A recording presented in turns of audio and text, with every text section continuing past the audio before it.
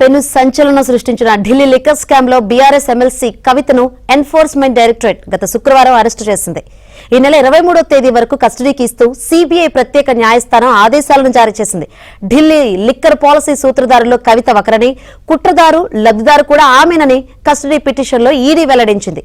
ఈ కేసుకు సంబంధించి శనివారం నుంచి కస్టడీలో ఉన్న కవితపై ఈడీ పలు ప్రశ్నలు సంధిస్తున్నట్లు విశ్వసనీయ వర్గాల సమాచారం.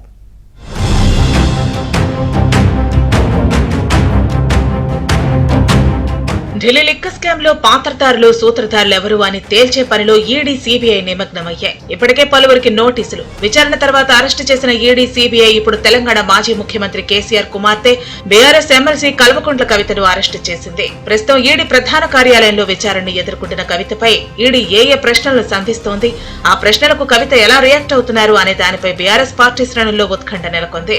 విశ్వసనీయ వర్గాల ద్వారా కవితను ప్రశ్నించేందుకు ఈడీ సిద్ధం చేసుకుని కార్యాచరణకు దిగుతోంది.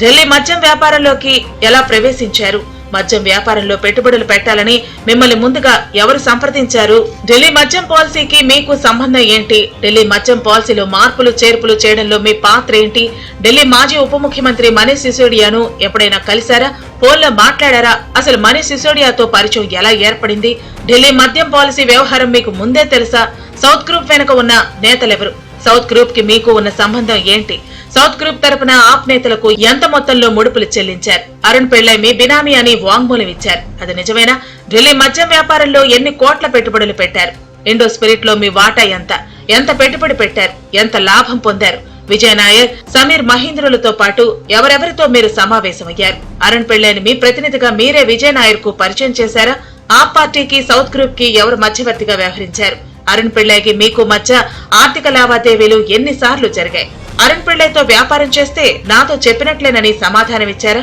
ఆప్ కు ముడుపులిచ్చేందుకు చార్టెడ్ ఫ్లైట్ లో 130 కోట్లు తరలించారా, మద్యం వ్యాపారంలో పెట్టుబడులు పెట్టడానికి మీకు నిధులు ఎక్కడి నుంచి వచ్చాయి, మీకు విమానాలు ఎవరు సమకూర్చారు, ఈ కేసులో నిందితులతో మీకున్న సంబంధం ఏంటి, ఫేస్ టైంలో మీరు సమీర్ మహీంద్రుతో మాట్లాడారా లేదా, శరత్ చంద్రారెడ్డి, మాగుంట రాఘవులతో కలిసి సౌత్ గ్రూప్ ఎందుకు ఏర్పాటు చేశారు, నిందితులతో మీరు ఎన్నిసార్లు మాట్లాడారు, మీరు 2 ఫోన్ నెంబర్లు మార్చారు, 10 సెల్ ఫోన్లు ఎందుకు ధ్వంసం చేశారు, ఎందుకు ఫార్మేట్ చేశారు లాంటి ప్రశ్నలు కవితను అడుగుతున్నారు.